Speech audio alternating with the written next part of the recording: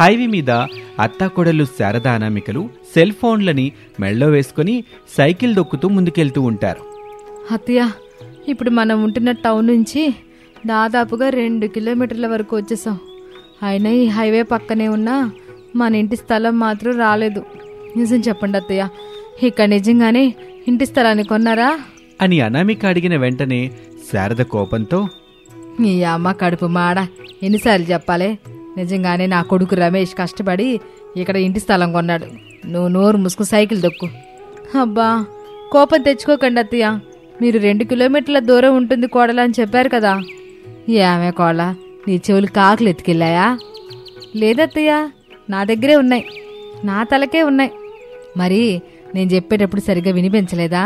సరిగ్గా 2 కిలోమీటర్ల దూరం ఉంటుందని నేనేమి ఖచ్చితంగా చెప్పలేదు కదా. ఇంచుమించు 2 కిలోమీటర్ల దూరం ఉండొచ్చు అని చెప్పాను. ఓహో, అలా చెప్పారా అత్తయ్య? అయితే సరే, సైకిల్ తొక్కండి. ఇంటి నుంచి బయలుదేరినప్పటి నుంచి తొక్కుతానే ఉన్నాను కోళ్ళ. ఇలా ఇంకెంత దూరం తొక్కాలత్తయ్య? దగ్గరకు వచ్చేసాంలే అనామిక అని శారద చెప్పగానే అనామిక వేగంగా సైకిల్ దొక్కుతూ ముందుకెళ్తుంది. కాళ్ళేమిటి అంత వేగంగా సైకిల్ తొక్కుకుంటా ప్లాట్ దాటి వెళ్ళిపోయింది అని శారద కొంచెం దూరం వెళ్ళి మట్టి రోడ్డు దగ్గర ఆగింది. అనామిక మాత్రం ఏ పక్కకి చూడకుండా వేగంగా సైకిల్ దొక్కుతూ, ఇక్కడ ఆకుకోడలా అని అత్తయ్య చెప్పేంత వరకు సైకిల్ తొక్కుతూ ముందుకు వెళ్తూనే ఉంటాను అని అనుకుంటూ ముందుకు వెళ్తూ ఉంటుంది. శారద మట్టి రోడ్డులో సైకిల్ దొక్కుతూ తన ఫ్లాట్ వైపు వెళ్తూ ఉంటుంది. ఆయాసం వస్తూ ఉండటంతో అనామిక రోడ్డు పక్కన ఉన్న ఒక చెట్టు దగ్గర ఆగి దిక్కులు చూసింది. ఎక్కడా అత్తగారు శారద కనిపించలేదు. అనామిక అయోమయంగా, ఇదేంటి మా అత్తయ్య కనిపించట్లేదు? పొట్టిగా ఉండి సరిగ్గా కనిపించలేదని ఏదైనా లారీ గుద్దేసి వెళ్ళిపోయిందా ఏమిటి? అయ్యో, ఇప్పుడు నేనేం చేయాలి? ఏ లారీ గుద్దిందో నేనెలా తెలుసుకోవాలి? నాకు కంగారు వచ్చేస్తుంది, కాళ్ళు చేతులు ఆడడం లేదు అని అనుకుంటూ ఉండగా తన మెడలో ఉన్న సెల్ ఫోన్ మోగింది. అనామిక చూసి, అత్తయ్య ఫోన్ చేస్తుంది, చివరి క్షణంలో ఉండొచ్చు అని కాల్ని రిసీవ్ చేసుకుంటుంది. హలో అత్తయ్య, ఎక్కడున్నారు? ఎలా ఉన్నారు? మిమ్మల్ని ఏ లారీ గుద్దేసింది అని అడుగుతూ ఉండగా శారద తన ఫ్లాట్లో నిలబడి కోపంగా, ఏం మాట్లాడుతున్నావు కాళ్ళ? అది నోరే బురదగొంట. నన్ను లారీ గుద్దడం ఏమిటే? నీ అమ్మ కడుపు మాడ. మరి నా వెనుక మీరు సైకిల్ తొక్కుతూ రావడం లేదు కదా అత్తయ్య? వెనక సైకిల్ తొక్కుతూ రాకపోతే లారీ గుద్దేసింది అనేసుకుంటావా కోళ్ళ? సారీ అత్తయ్య, గుద్దింది లారీ కదా, బస్సు గుద్దిందా? అయ్యో అత్తయ్య, అసలే మీరు పొట్టిగా ఉంటారు, బస్సు మీ మీద నుంచి పోయి ఉంటుంది. పాపం, అన్ని దెబ్బల్ని ఎలా ఓర్చుకుంటున్నారు అత్తయ్య? ఓసే కోళ్ళ, నేనెలా ఉన్నా నాకెలాంటి యాక్సిడెంట్ కాలేదు. నేను మన ప్లాట్ దగ్గరున్నా, నువ్వు వెనక్కొచ్చి. ఛ, మీకు యాక్సిడెంట్ కాలేదా? అయ్యో, ఇప్పటి వరకు నేను పడిన బాధ మొత్తం వృధా అయిపోయినట్టేనా అని అనామిక అనగానే అత్తగారు శారదకి కోపం వస్తుంది. యా కోళ్ళ, నువ్వు ప్లాట్ దగ్గరికి వస్తావా రావా? అది చెప్పు. వస్తానంటే ఇక్కడ ఉంటా, రానంటే ఇక్కడి నుంచి వెళ్ళిపోతా. ఇక ఆ తర్వాత నీ ఇష్టం. వస్తున్నాను అత్తయ్య, మీరు ఫ్లాట్ దగ్గరే ఉండండి, ఎక్కడి నుంచి రావాలో చెప్పండి అని అడగగానే శారద వివరంగా చెప్పి ఫోన్ పెట్టేస్తుంది. అనామిక సైకిల్ దొక్కుతూ తిరిగి వెనక్కి వస్తుంది. అలా కొంచెం దూరం రాగానే ఒక మట్టి రోడ్డు కనబడింది. ఆ రోడ్డులో అనామిక సైకిల్ దొక్కుతూ కొంచెం దూరం వెళ్ళగానే ఫ్లాట్లో నిలబడిన అత్తగారు శారద కనిపించింది. అనామిక తన దగ్గరకు వెళ్ళింది. శారదని చూసి ఇలా అంటుంది, అత్తయ్య, మీరు బాగానే ఉన్నారు కదా? ఇక ఆ విషయం మర్చిపోకోళ్ళ. హైవే పక్కన కొన్న ఫ్లాట్ చూపించమని ప్రాణాలు తీసినంత పని చేసావుగా. ఇదే నా కొడుకు రమేష్ కష్టపడి సంపాదించిన దానిలో నుంచి కొంచెం కొంచెం దాచిపెట్టుకుని కొనుక్కున్న ఫ్లాటు. శారదలా చెప్పగానే అనామిక చుట్టుపక్కల చూస్తుంది. హైవేకి కొంచెం దూరంలో ఆ ఫ్లాట్ ఉంటుంది. పేద కోడలు అనామిక అనుకున్న బిజినెస్ చేయడానికి అది కరెక్ట్గా సరిపోతుంది. ఇప్పుడు చెప్పవే, ఎందుకు పదే పదే ఫ్లాట్ చూపించమని పట్టుబట్టావు? అత్తయ్య, మన ఊర్లో మనం చేయడానికి ఏ పనులు లేవు. ఆయన మావయ్య చేస్తున్న డబ్బులతో ఇల్లు గడవడం ఎంత కష్టంగా ఉందో నీకు తెలుసు కదా. తెలుసా అనామిక? అందుకే కదా మనిద్దరం ఒక అన్నంతో కడుపు నింపుకొని మరొక పూట నీళ్లతో నింపుకుంటున్నాం. ఈ విషయం ఆయనకి మావయ్యకి తెలియదు కదా. నువ్వో లేదా నేనో మన ఇద్దరిలో ఎవరో ఒకరు చెబితేనే వాళ్ళకి తెలుసు తప్ప వాళ్ళకి వాళ్ళుగా తెలుసుకోరేళ్ళుకోవాలా. మనమిద్దరం ఎలాగో చెప్పలేం కదా అత్తయ్య. ఎక్కడ నువ్వేదో చేయాలనుకుంటున్నావు అర్థమైంది కోళ్ళ. అదేమిటో చెప్పు, నేనేం చేయాలో చెప్పు చాలు. అత్తయ్య, ఈ చుట్టుపక్కల ఎలాంటి హోటల్స్ లేవు, టిఫిన్ సెంటర్స్ లేవు. ఒకసారి గమనించండి. అవును కోళ్ళ, నువ్వు చెప్పినట్టు ఇక్కడ ఏమీ లేవు. అయితే మనం ఇక్కడ చికెన్ టిక్కా చేసి అమ్ముదాం అత్తయ్య. ఒక బోర్డు కూడా పెడదాం. ఆ బోర్డు చూసి మట్టి రోడ్డు మీదుగా మన పొలంలో మనం అమ్ముతున్న చికెన్ టిక్కా దగ్గరకు వస్తారు. కావలసినంత తినేస్తారు. మనం ఇచ్చిన బిల్లుకి డబ్బులు కట్టేసి వెళ్ళిపోతారు. ఎలా ఉంది అత్తయ్య? కోళ్ళ, నిన్ను చూసి నవ్వాలో ఏడవాలో అర్థం కావట్లేదు. మీరెందుకు ఆ మాట అంటున్నారో నాకు తెలుసు అత్తయ్య. ఒక పూట అన్నం తింటున్నా మన దగ్గర చికెన్ టిక్కా వ్యాపారం చేసుకునేంత డబ్బులు ఎక్కడున్నాయి కోళ్ళ అనే కదా మీ డౌటు? అవును కోళ్ళ, మీకు తెలియకుండా ఒక రోజున టౌన్లో ఉంటున్న నా ఫ్రెండ్ సుకన్య దగ్గరికి వెళ్ళి నాకు వచ్చిన ఆలోచన గురించి చెప్పా. తనకి చోటు నచ్చితే ఖచ్చితంగా పెట్టుబడి పెడతానని చెప్పింది అత్తయ్య. నిజమా అనామిక? అయితే నీ ఫ్రెండ్ సుకన్యని ఇక్కడికి రమ్మని చెప్పు. మన ప్లాట్ చూపించు. ఇది నీ ఫ్రెండ్కి ఖచ్చితంగా నచ్చుద్ది. పెట్టుబడి పెట్టుద్దిలే. నువ్వు అనుకున్నది సాధిస్తావు కోళ్ళ. నాకు కూడా నమ్మకం ఉంది అత్తయ్య. సుకన్యకి ఫోన్ చేసి చెప్పాను. తను కారులో వస్తానని చెప్పింది. మనం తను వచ్చేంత వరకు ఇక్కడే ఉండాలి అత్తయ్య. ఉందాం కోళ్ళ అని అత్తాకోడలిద్దరూ మాట్లాడుకుంటూ ఉండగా కారులోనే అక్కడికి సుకన్య వచ్చింది. అనామిక హలో అంటూ రిసీవ్ చేసుకుంది సుకన్యని. శారద నమస్కారం పెట్టింది. సుకన్య ఆ ఫ్లాట్ని, హైవేని గమనించింది. అనామిక చెప్పిన బిజినెస్ వర్కౌట్ అయ్యేలా అనిపించింది సుకన్యకి. సరేనే, నేను నీకు డబ్బులు ఇస్తాను. మన ఒప్పందం గుర్తుంది కదూ? గుర్తుంది సుకన్య అని చెప్పగానే సుకన్య బ్యాగులో నుంచి ఒక డబ్బుల కట్ట తీసి ఇచ్చింది. చాలా సంతోషం సుకన్య. నీ సాయాన్ని ఎప్పటికీ మర్చిపోలేను. సాయం మర్చిపోయినా పర్వాలేదు గాని వాట ఇవ్వడం మాత్రం మర్చిపోకే. నేనలా చేస్తానా చెప్పు? నువ్వలా చెయ్యవన్నామిక. డబ్బు చేయిస్తుంది. అయినా నీ మీద నమ్మకం ఉంది నాకు. అందుకే నీకు డబ్బులిచ్చాను. నువ్వు చికెన్ టిక్కా బిజినెస్ పెట్టుకో అనామిక. సరే సుకన్య, చాలా చాలా థ్యాంక్సే అని చెప్పటంతో సుకన్య కారులో అక్కడి నుంచి వెళ్ళిపోతుంది. శారద, అనామికలు ఆనందంగా తిరిగి సైకిళ్లు తొక్కుతూ ఇంటికొచ్చారు. ఇక మరుసటి రోజున ఫ్లాట్లో ఒక డబ్బాని అనామిక ఏర్పాటు చేసింది. కుర్చీలను కూడా ఏర్పాటు చేసింది. ఏవండి, మీరు మామయ్య కుర్చీలో కూర్చోండి. నేను మీకు చికెన్ టిక్కా చేసి తీసుకొచ్చి పెడతాను అని చెప్పగానే రమేషు, ప్రసాదులు కూర్చుంటారు. హైవే మీద పేద కోడలి చికెన్ టిక్కా అని బోర్డు కూడా పెడుతుంది. రమేషు, ప్రసాదులకు చికెన్ టిక్కా చేసి పెడుతుంది. రోడ్డు మీద అటూ ఇటుగా వెళ్తున్న వాళ్ళకి రమేషు, ప్రసాదులు కస్టమర్స్లా కనిపిస్తే బావుంటుందని అనామిక అక్కడ కూర్చోబెట్టి వాళ్ళకి చికెన్ టిక్కా చేసి పెట్టింది. వాళ్ళు ఆహా ఓహో అంటూ బాగా మెచ్చుకుంటారు. సమయం గడుస్తున్న కొద్దీ నెమ్మదిగా చాలామంది వస్తూ ఉంటారు. ఇలాగే రోజులు గడుస్తూ ఉంటాయి. పేద కోడలు అనామిక మొదలుపెట్టిన చికెన్ టిక్కా బిజినెస్ బాగా సంపాదించి పెడుతుంది. దాంతో శారద కుటుంబంలో ఏర్పడిన కష్టాలు పూర్తిగా తొలగిపోయాయి. ఒకరోజున సుకన్యని ఇంటికి పిలిచి తనకివ్వాల్సిన 2 డబ్బుల్ని ఇచ్చేస్తుంది. అప్పుడు సుకన్య ఆనందపడుతూ, ఇచ్చిన మాటని నిలబెట్టుకున్నావు అనామిక. ఎంతైనా నా కోడలు కదమ్మా, అందుకే నిలబెట్టుకుంటదిలే. అనామిక, నీలా ఇంకెవరైనా వ్యాపారం చేయాలనుకుంటున్న వాళ్ళు ఎవరైనా ఉంటే నాకు చెప్పు. వాళ్ళకి నేను డబ్బు సహాయం చేస్తాను. లాభం వచ్చిన వెంటనే నాకు 2 ఇవ్వాలి. లాస్ అయితే తీసుకున్న డబ్బులు మాత్రమే ఇవ్వాలి. అది నీకు తెలుసు కదా అనామిక? అవును సుకన్య. అలా నా దగ్గరికి గనక ఎవరైనా వస్తే నేను నీ దగ్గరికి పంపిస్తానులే అని చెప్పగానే సుకన్య సంబరంగా అక్కడి నుంచి వెళ్ళిపోతుంది. అప్పుడు అనామిక రమేషు అలాగే మామగారు ప్రసాదులతో ఇలా అంటుంది. మావయ్య, ఎవండి, నన్ను మన్నించండి. మీకు ముందుగా నేను ఈ విషయం చెప్పలేకపోయాను. కోళ్ళ, ఇందులో మన్నించటానికి నువ్వు చేసిన తప్పేమీ లేదు తల్లి. ఒక విధంగా నువ్వు చెప్పలేదు కాబట్టేగా మన కుటుంబానికి ఎంత మంచి పేరొచ్చింది. అంతా అయిపోయిన తర్వాత ఈ మన్నించటాలేంటనామిక? అవును కోళ్ళ, మిమ్మల్ని క్షమాపణ కోరలేదని బాధ నాలో ఉండిపోయింది. ఇక ఇప్పుడు అడిగాను కదా, ఆ బాధ మొత్తం పోయింది మావయ్య. అయ్యో అనామిక, నువ్వెవరి కోసం చేశావు? మన కుటుంబం కోసమే కదా. మన కుటుంబం ఆర్థిక ఇబ్బందుల నుంచి బయటపడాలనే కదా నువ్వు చేసిన ఈ పని వల్ల ఈరోజు మనం ఆర్థికంగా ఎలాంటి ఇబ్బందులు లేకుండా సంతోషంగా బ్రతకగలిగే రోజుల వరకు వచ్చాం. దీంట్లో నీ తప్పేమీ లేదు అని చెప్పి ఆ రోజు నుంచి అనామిక మొదలుపెట్టిన చికెన్ టిక్కా వ్యాపారం కుటుంబం అంతా కలిసి చక్కగా లాభాలు తెచ్చుకునేలా జరుపుకుంటూ ఉంటారు. అనామికకొచ్చే లాభాలతో ఆ కుటుంబం సంతోషంగా జీవిస్తూ ఉంటుంది. ఒక మటన్ షాప్ పక్కన కోడలు అనామిక చిన్నపాటి పరదా కట్టుకొని కట్టెల మంట మీద తలకాయ కాళ్ళు కాల్చిస్తుంటే అత్తగారు శారద మొత్తం శుభ్రం చేసి డబ్బులు తీసుకుని ఎవరి తలకాయ కాళ్ళు వాళ్ళకి తిరిగిచ్చేది. అలా వస్తున్న డబ్బులతో అత్తాకోడళ్ళు కుటుంబాన్ని పోషించటంలో తమ భర్తలకు సహాయం చేస్తూ ఉండేవాళ్ళు. కాని తండ్రి కొడుకులు ప్రసాదు రమేష్లకు ఇది ఇష్టం ఉండేది కాదు.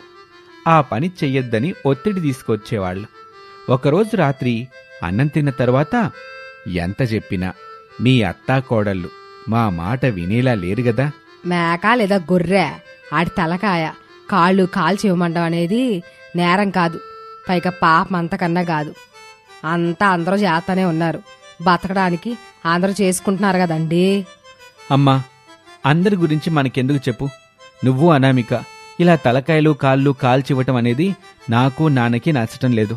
అందుకే మీరిద్దరూ ఈ పని చేయటం మానేసేయండి. అది కాదు బావా, మీరు మావయ్య మానేమని చెప్తున్నారు. ఎందుకు మానేయాలో కారణం చెప్పండి. అయ్యో నవ్వెర్రు బాగులు కోళ్ళ, నీకింకా అర్థం కాలేదా? మటన్ షాప్కి ఈ తండ్రి కొడుకులకు తెలిసిన వాళ్ళు వస్తే అక్కడ మనం ఈ పని చేయడం చూస్తారు కదా, వాళ్ళని హేళన చేస్తారని అవమానిస్తారని మనల్ని అక్కడ పని చేయొద్దని ఇట్ట రోజు గొడవ పెడుతున్నారు ఇల్లు. ఏం బావా, అత్తయ్య చెప్పేది నిజమేనా? అవుననమిక, అమ్మ చెప్పేది నిజమే. అందుకోసమే నేను నాన్న ఈ పని చెయ్యొద్దు అని చెప్పేది. ఇందులో అవమానపడ్డానికి ఏముంది బావా, మనం బ్రతకడానికి కష్టపడుతున్నాం. అయినా నాకు అత్తయ్యకి ఈ పని చేయడం ఇష్టమా చెప్పండి? కాని కుటుంబ పరిస్థితి మాతో ఈ పనులు చేయిస్తుంది. చూడమ్మా కోళ్ళ, నేను కొడుకు చేసే పనులకొచ్చే డబ్బులు మనకి సరిగ్గా సరిపోవటం లేదని మాకు అర్థమవుతుంది. అందుకే తల్లి, నేను కొడుకు ఓ నిర్ణయానికొచ్చాం.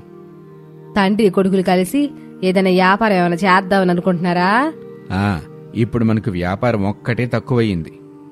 అత్తయ్య ఉద్దేశం అది కాదు మావయ్య. అనామిక, నాన్నని పూర్తిగా చెప్పనివ్వు. నిన్నొక మాట అంటే అమ్మ అడ్డుపడుతుంది, అదే అమ్మనొక మాట అంటే నువ్వు అడ్డుపడుతున్నావు. అత్తాకోడలిద్దరు భలేగా ఉన్నారులే. సర్లే మావయ్య, చెప్పండి.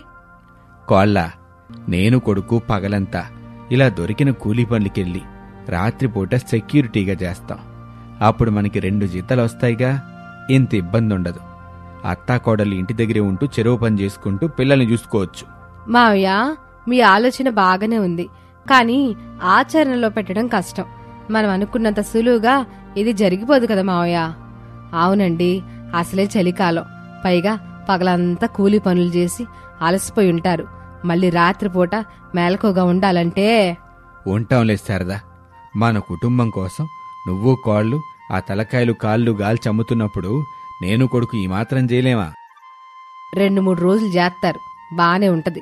ఆ తర్వాత నిద్ర సరిగా ఉండదు, తిండి సరిగ్గా ఉండదు, ఆరోగ్యం ఏమైపోద్ది?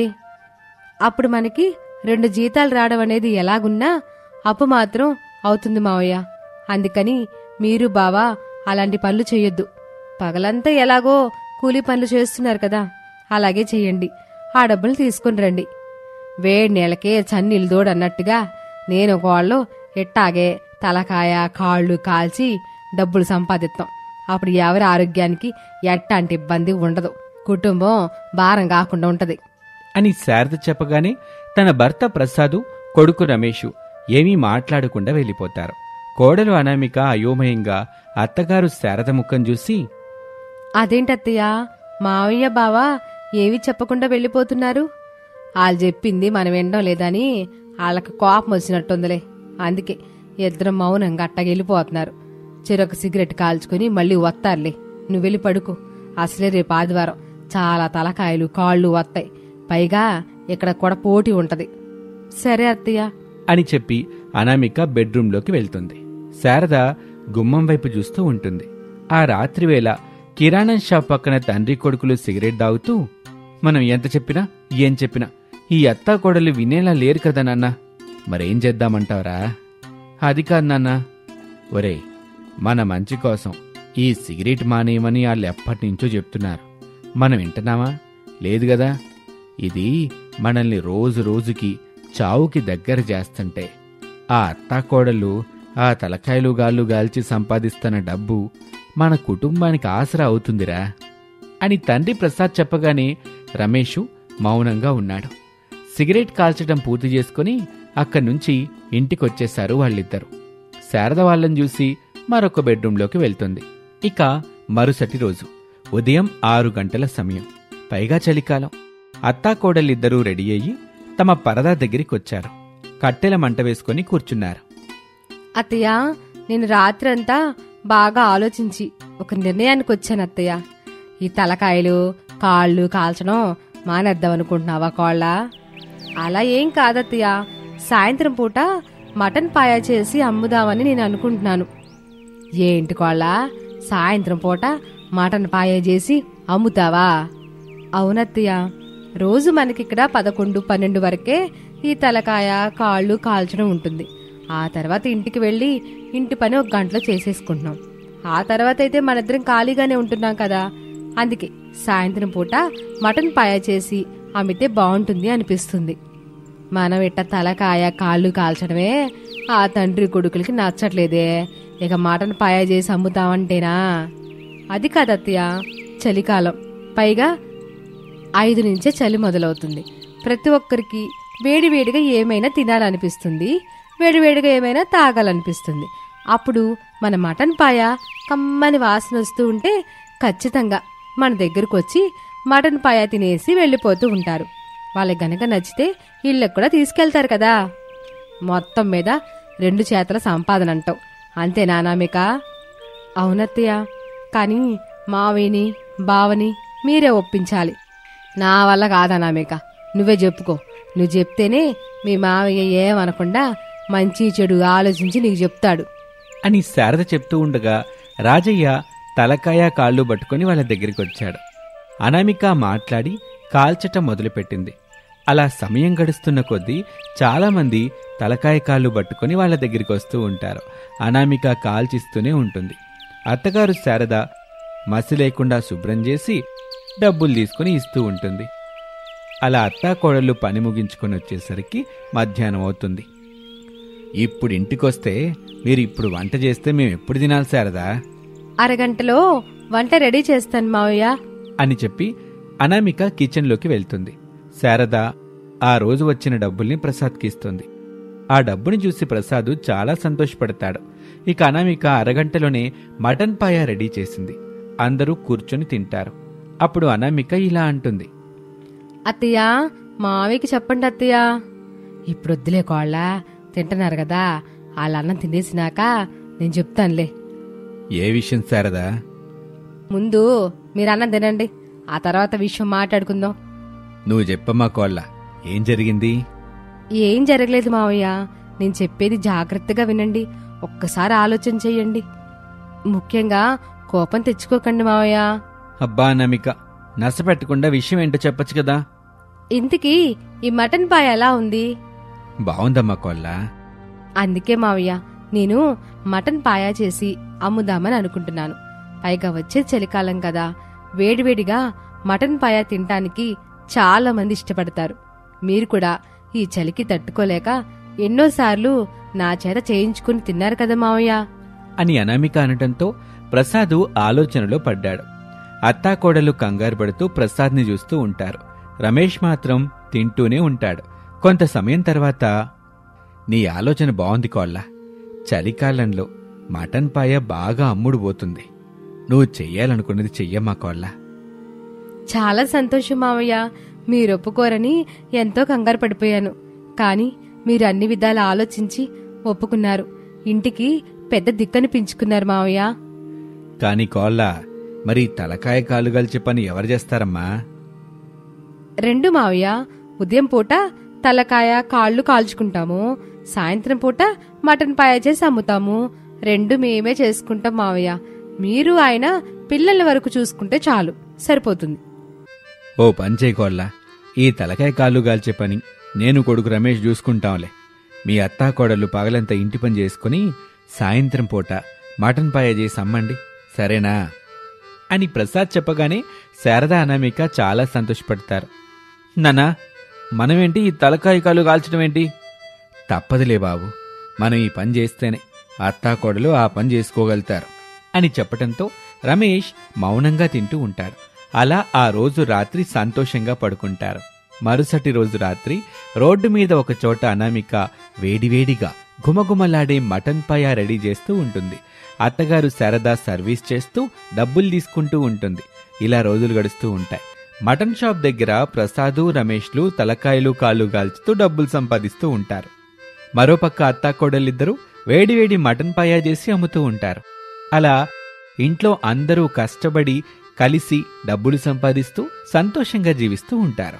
ఇది ఇవాల్టి కథ. మరొక ఆసక్తికర కథలో మళ్ళీ కలుద్దాం. అంతవరకు సెలవు. నమస్తే.